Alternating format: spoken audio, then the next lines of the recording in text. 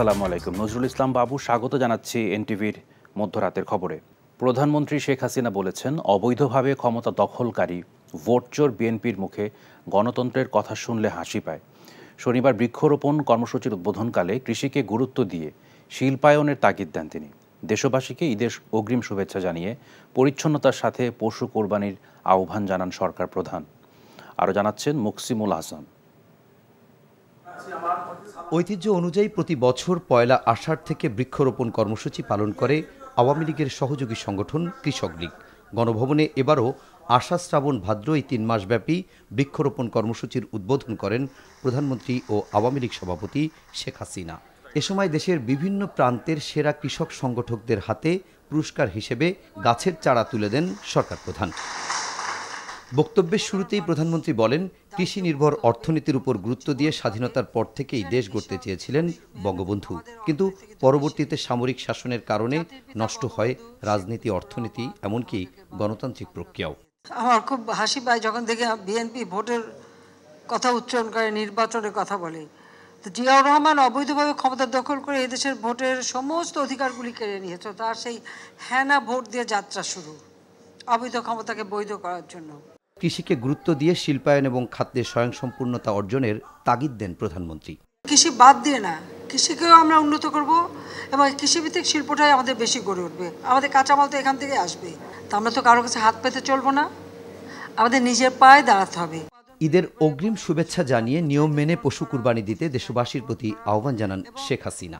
সবাইকে আগাম ঈদ মোবারক জানাচ্ছি। তবে এই সময় দেখতে হবে, এই যেখানে এই কোরবানি করে জায়গা যেন নষ্ট না হয়, নোংরা না হয়, সেদিকে লক্ষ্য রাখতে হবে। অনুষ্ঠানে কৃষক লীগের পক্ষ থেকে ঘোষণা দেওয়া হয়, 52তম প্রতিষ্ঠা বার্ষিকী উপলক্ষে দেশ জুড়ে বছরব্যাপী 52 লাখ গাছ লাগাবে সংগঠনটির নেতাকর্মীরা। Muksimul Hasan, NTV news, Dhaka. এখন জন্ম সনদ দিয়ে খোলো বিকাশ স্টুডেন্ট অ্যাকাউন্ট। নিজের বিকাশ নিজে কর। মিয়ানমার দ্বারা বাংলাদেশের কোনো ভূখণ্ড আক্রান্ত হলে ছাড় দেওয়া হবে না বলে জানিয়েছেন আওয়ামী লীগের সাধারণ সম্পাদক ওবায়দুল কাদের। শনিবার ধানমন্ডিতে সংবাদ সম্মেলনে সেন্ট মার্টিন সংলগ্ন সমুদ্র সীমায় মিয়ানমারের জাহাজ অবস্থান প্রসঙ্গে তিনি কথা জানান।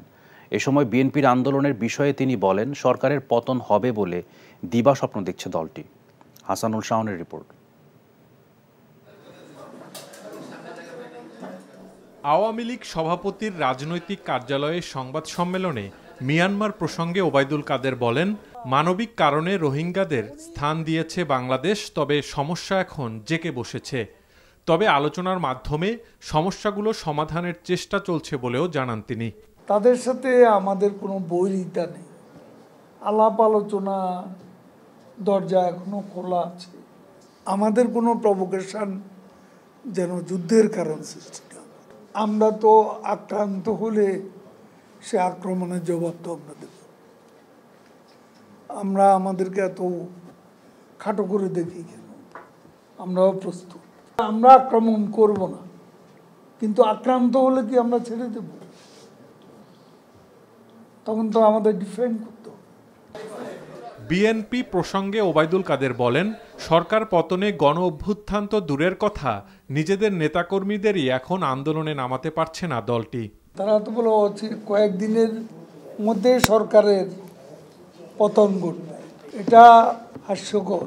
তাদের পার্টির নেতাকর্মীরাই এখন আন্দোলনের মানসিকতায় নেই, আর জনগণ যে আন্দোলনে সম্পৃক্ত থাকবে না, সেটা কোনোদিনও গণ অভ্যুত্থান হতে পারে না। এছাড়া বিশ্ব মন্দা পরিস্থিতিতে বাংলাদেশের অর্থনীতিও সংকটে আছে জানিয়ে আওয়ামী লীগ সাধারণ সম্পাদক বলেন, পরিস্থিতি উত্তরণের চেষ্টা চলছে। Hasanul Shawon, NTV news, Dhaka. সেন্ট মার্টিন দ্বীপে পর্যটকরা আক্রান্ত হলেও নতজানো নীতির কারণে সরকার মিয়ানমারের মতো দেশকেও কিছু বলতে পারে না বলে মন্তব্য করেছেন বিএনপি মহাসচিব মির্জা ফখরুল ইসলাম আলমগীর। বিএনপিকে নিয়ে ক্ষমতাসীনরা মিথ্যাচার করছে অভিযোগ করে তিনি বলেছেন, সরকার দুর্নীতিতে নিমজ্জিত, সেই থলের বিড়াল এখন বের হয়ে আসছে। শনিবার জাতীয় প্রেস ক্লাবে এক আলোচনা সভায় এসব বলেন মির্জা ফখরুল। ইমরুল হাসানের রিপোর্ট। সংবাদপত্রের কালো দিবস উপলক্ষে বিএফইউজে ও ডিইউজে একাংশ আয়োজিত আলোচনা সভায় বিএনপির মহাসচিব বলেন, এখন প্রতিদিনই কালো দিবস। ভিন্ন মোড়কে দেশে একদলীয় শাসন প্রতিষ্ঠা করা হয়েছে অভিযোগ করে তিনি বলেন, গণতন্ত্র না থাকলে গণমাধ্যমের স্বাধীনতাও থাকে না। সরকারের পররাষ্ট্রনীতি নিয়েও প্রশ্ন তোলেন তিনি। কত ব্যর্থতাই সরকারের, যে আমার একটা দ্বীপ, সেই দ্বীপে আমরা যেতে পারছি না, সেই দ্বীপে গেলেই আপনার অন্য দেশ থেকে গুলি করে মেরে ফেলা হচ্ছে, মেরেও ফেলেছে। অথচ এখন পর্যন্ত সরকারি ব্যাপারে কোনো রকমের কোনো একটা বক্তব্য পর্যন্ত দেয়নি। বরঞ্চ হোম মিনিস্টার সাহেব বললেন যে এখন এমন কোনো অবস্থা হয়নি যে যেটাতে আমরা এই ধরনের একটা স্টেটমেন্ট দেবো বা কিছু বলবো। এই যে নত জানু, মিয়ানমারের মতো একটা দেশকেও কিছু বলা যাবে না। বিএনপির টপ টু বটম দুর্নীতিগ্রস্ত আওয়ামী লীগ সাধারণ সম্পাদক ওবায়দুল কাদেরের এমন বক্তব্যের জবাব দেন মির্জা ফখরুল। জাতির সামনে মিথ্যা কথা বলে, প্রতারণা করে গোটা জাতিকে তারা ভেবেছে যে বোকা। মিথ্যা কথা বলে কিছুদিন আপনি একটা জাতিকে বোকা বানিয়ে রাখতে পারেন, কিন্তু সারা জীবনের জন্য স্থায়ীভাবে আপনি কখনোই সেটা পারবেন না। আজকে সেগুলো বেরিয়ে আসতে শুরু করেছে, থোলের বেড়াল এখন বেরিয়ে আসছে। ভাইদেরকে পাসপোর্ট পাইয়ে দেওয়ার জন্য সে আপনার পুরোপুরি জালিয়াতির আশ্রয় নিয়েছে। আমরা কল্পনা করতে পারি যে সেনাবাহিনীর একজন সাবেক প্রধান সে এই জালিয়াতি করবে। পুলিশ প্রধান সেই রকম ভয়াবহভাবে ডাকাতি করে আপনার গোটা দেশে একটা সাম্রাজ্য গড়ে তুলবে, আপনার তার দুর্নীতির এগুলো চিন্তা করা যায় না। কিন্তু এরা সেটা কি সম্ভব করেছে? জনগণের সরকার প্রতিষ্ঠায় ডান বাম সব দলকে নিয়ে লড়াই করছে বিএনপি মন্তব্য করে আন্দোলনে পেশাজীবীদের সম্পৃক্ত হওয়ার আহ্বান জানান মির্জা ফখরুল। Imrul Hasan, NTV news, Dhaka. এখন জন্ম সনদ দিয়ে খোলো বিকাশ স্টুডেন্ট অ্যাকাউন্ট। নিজের বিকাশ নিজে কর। ঘরমুখী মানুষের উপচে পড়া ভিড় সদরঘাটে। বেশিরভাগ লঞ্চ ধারণ ক্ষমতার দ্বিগুণ যাত্রী নিয়ে ছেড়ে যাচ্ছে গন্তব্যে। এছাড়া রাজধানী ও এর আশপাশের এলাকার ঘরমুখী যাত্রীদের সদরঘাট পৌঁছাতে যানজট সহ নানা ভোগান্তি পোহাতে দেখা গেছে। এদিকে ঢাকা রেল স্টেশন ও বাস টার্মিনালগুলোতে যাত্রীদের উপচে পড়া ভিড়। ট্রেন যাত্রা স্বস্তিতে থাকলেও সড়ক পথে মানুষের ঢল, সেই সাথে আছে অতিরিক্ত ভাড়া আদায়ের অভিযোগ। বিস্তারিত জানাচ্ছেন মিজান রহমান। আগামী সোমবার কুরবানির ঈদকে সামনে রেখে নৌপথে বাড়ি যেতে দক্ষিণ ও দক্ষিণ পশ্চিমাঞ্চলের মানুষ রাজধানী ও আশপাশের এলাকা থেকে ছুটছেন সদরঘাটে। রাস্তায় যানজট ও যানবাহন সংকটে গুলিস্তান থেকে পায়ে হেঁটে পৌঁছাতে হচ্ছে সদরঘাটে। আগের দিনগুলো থেকে অনেক বেশি ভিড় দেখা গেছে রাজধানীর প্রধান এই নদীবন্দরে। রাস্তায় ভোগান্তি থাকলেও খুশি যাত্রীরা। অনেক কষ্ট হয়েছে, জার্নি হয়েছে, যানজট পেরিয়ে অনেক জার্নি হয়েছে। আলহামদুলিল্লাহ এখন বাবা মায়ের কাছে যাব। গরুর হাটের কারণে বেরিবাদের দোনো সাইডে গরু, এই জন্য 3 ঘন্টা 4 ঘন্টা 5 ঘন্টা আমরা এখানে আসতে পারি নাই। ঈদের জন্য যেতেছি বাবা মার লগে দেখা করতে। 11টার দিকে রওনা দিয়েছি সকাল, এখন গাড়ি আসলাম 1টা বাজে গাড়ি ধরছি, এখানে এসে 5টা বাজে পৌঁছাইছি। এদিকে পদ্মা সেতু চালু হওয়ার কারণে দক্ষিণ ও দক্ষিণ পশ্চিমাঞ্চলের মানুষের চাপ নৌপথে কিছুটা কমলেও ঈদ মৌসুমের চাপ বেড়ে যায় কয়েক গুণ। এ কারণে বাড়তি চাপ সামাল দিতে ঈদের সময় ঝুঁকি থাকা সত্ত্বেও অতিরিক্ত যাত্রী তুলতে হয় বলে জানিয়েছেন লঞ্চের কর্মচারীরা। কালকে চাপ ছিল না, আজকে একটু চাপ বাড়ছে আর কি। যাত্রী আছে আপনার আনুমানিক 1500, ধারণ ক্ষমতা আছে আপনার 2700। ওভারলোড লঞ্চ আছে তো, যাত্রী আইতাছে, ভোট আছে, লঞ্চ লাগেতাছে। এছাড়া রাজধানীর সব বাস টার্মিনালে বাড়ি ফেরা মানুষের ঢল নেমেছে। শেষ মুহূর্তের ভিড় এড়াতে আগেই যাত্রা করছেন কেউ কেউ। তবে ঈদের মৌসুমের বাড়তি ভাড়া গুনতে হচ্ছে বলে অভিযোগ করেন যাত্রীরা। বাসের জন্য দীর্ঘ সময় অপেক্ষায় ভোগান্তির কথা বলেছেন অনেকেই। পরিবহন সংশ্লিষ্টরা জানান, ফিরতি পথে যাত্রী না পাওয়ায় বাড়ানো হয়েছে ভাড়া।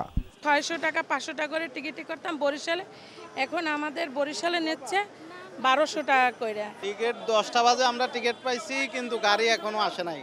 এখন কয়টা বাজে? 11টা বাজে। মানে অনেকক্ষণ ধরে লাইনে দাঁড়িয়ে থাকতে হবে, বাট বাস আসছে না, এটাই হচ্ছে মেইন সমস্যা। এদিকে কমলাপুরেও ছিল ঘরমুখী মানুষের উপচে পড়া ভিড়। ছিল না কোনো শিডিউল বিপর্যয়, এতে স্বস্তি প্রকাশ করেছেন যাত্রীরা। কোনো সমস্যা হয়নি, আমরা টিকিট হচ্ছে অনলাইনে কাটছি, আর আমরা যত সময় ট্রেন পাইছি। ঘুরবো, অনেক মজা করবো, অনেক আনন্দ লাগতেছে। অনেকদিন পর 2 বছর পর শ্বশুর বাড়ি যাচ্ছি। ভাই যাতে কষ্ট হোক, বাড়ি যেতেই হবে, এটাই সবচেয়ে বড় আমাদের একটা আনন্দ। বাস ও ট্রেনের জন্য দীর্ঘ সময় অপেক্ষা করে শত ভোগান্তির পরেও বাড়ি ফিরতে উন্মুখ ঘরে ফেরা মানুষেরা। Mizan Rahman, NTV news, Dhaka. জমে উঠেছে কোরবানির পশুর হাটের কেনাবেচা। গত কয়েকদিন খুব বেশি বিক্রি না হলেও ঈদের সময় ঘনিয়ে আসায় গরু, ছাগল ও মহিষ বিক্রি বেশ বেড়েছে। তবে দাম নিয়ে ক্রেতা বিক্রেতাদের মধ্যে রয়েছে মিশ্র প্রতিক্রিয়া।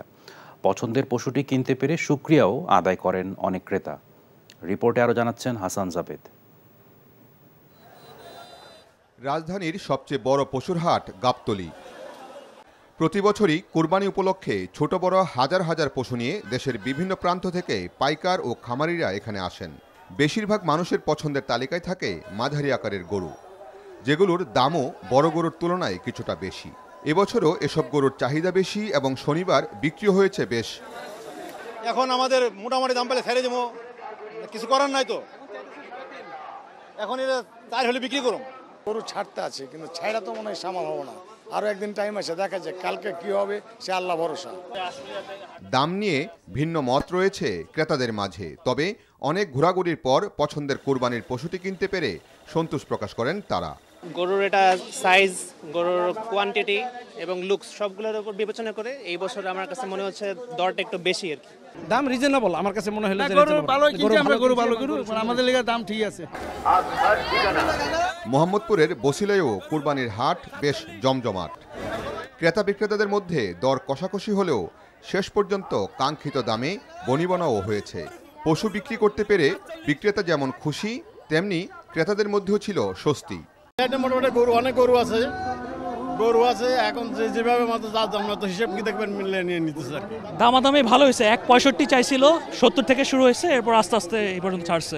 বড় গরুর চাহিদা একটু কমই, কিন্তু ওই মাঝারা কিসিমের একটু চাহিদা বেশি। তো বড় গরুর চাহিদা কম, ইনশাল্লাহ হয়ে যাবে একটা কিছু। রোববার পশু বিক্রির শেষ দিন, যা চলবে রাত অবধি। Hasan Jabed, NTV news, Dhaka. এদিকে দেশের বিভিন্ন প্রান্তের কোরবানির পশুর হাটগুলো দারুণভাবে চাঙ্গা হয়ে উঠেছে। দাম নিয়ে ক্রেতা বিক্রেতাদের রয়েছে ভিন্ন মত। আর প্রাণী সম্পদ দফতর বলছে দেশে এবার চাহিদার তুলনায় বেশি কোরবানির পশু রয়েছে। ডেস্ক রিপোর্টে বিস্তারিত। নরসিংদীর বিভিন্ন উপজেলায় জমে উঠেছে কোরবানির পশুর হাট। সকাল থেকে ছোট, বড় ও মাঝারি আকারের গরু নিয়ে আসছেন বিক্রেতারা। পাশাপাশি রয়েছে মহিষ, ভেড়া ও ছাগল। অন্যান্য বছরের তুলনায় এবার ছোট গরুতে 20 থেকে 30 হাজার এবং বড় গরুতে 50 হাজার থেকে 1 লাখ টাকা পর্যন্ত বেশি দাম চাওয়া হচ্ছে বলে জানান ক্রেতারা। পছন্দ হয়েছে, প্রথম গরুটা দেখা 2,35,000 টাকা দিয়ে গরুটা কিনা হয়েছে। যথেষ্ট পরিমাণ গরু উঠছে আর কি বাজারে। দাম মনে হচ্ছে যে মানে সাধ্যের ভিতরে আছে আর কি। গরু আমরা তো 2 লাখ টাকা দাম চাই, কিন্তু ব্যাপারটা হলো বাজার তো কম। ক্রেতা বিক্রেতাদের হাক ডাকে খাগড়াছড়ির 26টি কোরবানির হাট এখন বেশ সরগরম। জেলার বিভিন্ন এলাকা থেকে স্থানীয় কৃষক, খামারি এবং ব্যবসায়ীরা গরু নিয়ে আসেন হাটে। বেলা বাড়ার সাথে সাথে জমে উঠে হাট। বাড়তি দামের কারণে পছন্দের পশু কিনতে না পারার কথা জানান ক্রেতারা।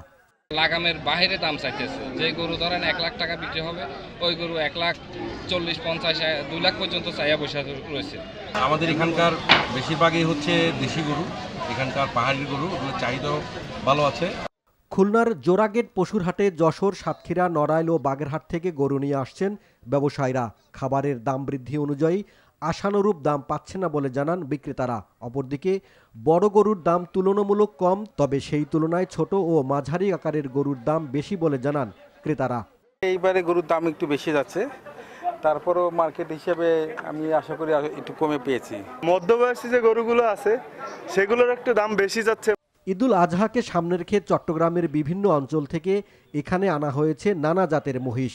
মহিষের চাহিদা থাকায় এবার বাজারে দেশি গরু ও ছাগলের পাশাপাশি বাজারে বিপুল সংখ্যক মহিষ কেনা বেচা হচ্ছে।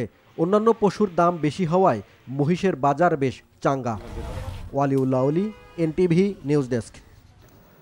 কোরবানির হাটের আরও খবর জানাতে রাজধানীর তেজগাঁ হাটে আছেন সহকর্মী নূর হোসেন।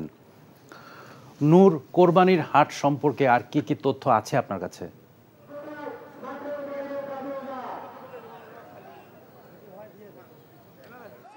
বাবু, রাজধানীবাসী সহ সারা দেশের মানুষ তার পছন্দের কোরবানির পশুটি কিনবার জন্য আর মাত্র 24 ঘন্টার কিছু বেশি সময় পাচ্ছেন।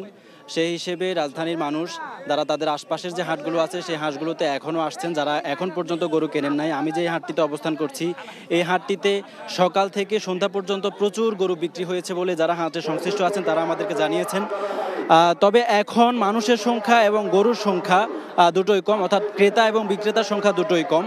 তবে দাম নিয়ে ক্রেতা এবং বিক্রেতাদের যে বক্তব্য সেটি এখনও বিপরীতমুখী। ক্রেতারা বলছেন তারা তাদের যে গরুগুলো তারা কিনতে চাচ্ছেন সেগুলো অনেক বেশি দাম চাচ্ছে, আবার বিক্রেতারা বলছেন তারা তাদের প্রত্যাশিত দামটি সেভাবে পাচ্ছেন না, তাদেরকে একরকম লোকসান অথবা কোনো রকম করে লাভ এই রকম করে গরু ছেড়ে দিতে হচ্ছে। কিন্তু আমি এখানে যে 1 ঘন্টা দাঁড়িয়েছিলাম, এই 1 ঘন্টায় আমি যেটি লক্ষ্য করেছি আসলে সব গরু বিক্রি করে বিক্রেতারা যে লাভবান হচ্ছেন অথবা লোকসান দিচ্ছেন বিষয়টা এমন নয়, আবার সব ক্রেতাই যে লস দিয়ে অথবা ঠকে এখান থেকে গরু কিনছেন বিষয়টা সেরকম নয়। আমি যেমনটি দেখেছি একই সাইজের গরু কোনো ক্রেতা যেটা প্রায় 1,20,000 টাকা দিয়ে কিনেছেন, সে একই সাইজের গরু অন্য কোনো ক্রেতা কিনেছেন হচ্ছে 1.5 লাখ টাকা দিয়ে, 1,40,000 টাকা দিয়ে। যে গরু কোনো ক্রেতা 1.5 লাখ টাকা দিয়ে কিনেছেন, অন্য কোনো ক্রেতা সেই গরু কিনেছেন হচ্ছে 1,60,000-70,000 টাকা দিয়ে। এখনও এই হাটে 2-1টি করে বাইরের অন্যান্য জায়গা থেকে বা আশেপাশের যে হাটগুলো আছে ওই হাটগুলো থেকে এখনও এখানে 2-1টি করে গরু আসছে। ক্রেতার সংখ্যাও 2-1 জন করে একটু আধটু করে এখানে আসছেন। যারা এখনও গরু কিনতে পারেননি তারা তাদের পছন্দের গরুটি কেনার চেষ্টা করছেন, তারা তাদের বিক্রেতাদের সঙ্গে দাম দর করার চেষ্টা করছেন, পছন্দ করার চেষ্টা করছেন। যদি দামে দরে বা দর কষাকষিতে মিলে যায় সেক্ষেত্রে তারা তাদের পছন্দের গরুটি কিনে নিয়ে যাচ্ছেন। এই ছিল তেজগাঁওয়ের পলিটেকনিক কলেজ হাট থেকে আমার কাছে গরু বাজারের সবশেষ তথ্য। জানছিলাম কোরবানির হাটের খবর। সংযুক্ত আরব আমিরাতের 7টি প্রদেশে বসবাসরত প্রবাসীদের নিয়ে আরাফাত রহমান কোকো স্মৃতি ফুটবল টুর্নামেন্ট 2024 অনুষ্ঠিত হতে যাচ্ছে। এরই মধ্যে অনুষ্ঠানের মাধ্যমে উন্মোচন করা হয়েছে খেলার জার্সি ও ট্রফি। আয়োজকরা জানান আমিরাত থেকে 8টি দল নিয়ে খেলা শুরু হবে, তবে প্রবাসীদের আগ্রহ থাকলে দল সংখ্যা আরও বৃদ্ধি করা হবে। ইলিয়াস আলীর সঞ্চালনায় অনুষ্ঠানে উপস্থিত ছিলেন ইউএই বিএনপির আহ্বায়ক জাকির হোসেন, যুগ্ম আহ্বায়ক আব্দুস সালাম তালুকদার, প্রকৌশলী আব্দুস সালাম খান, ক্রীড়া সংগঠক শাহেদ আহমেদ রাসেল সহ অন্যরা। এই টুর্নামেন্টের মাধ্যমে আমিরাতের বাংলাদেশি প্রবাসীদের মধ্যে উৎসবের আমেজ বিরাজ করবে বলে আশা আয়োজকদের। এখন জন্ম সনদ দিয়ে খোলো বিকাশ স্টুডেন্ট অ্যাকাউন্ট। নিজের বিকাশ নিজে কর।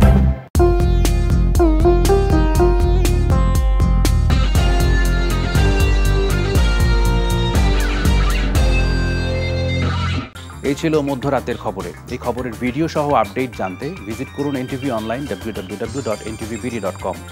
এছাড়াও এনটিভির জনপ্রিয় সব অনুষ্ঠান ও খবরের আপডেট জানতে ভিজিট করুন আমাদের ইউটিউব ও ভেরিফাইড ফেসবুক পেজ। সকাল 7:30টায় সকালের খবর দেখার আমন্ত্রণ রইল। ধন্যবাদ সবাইকে।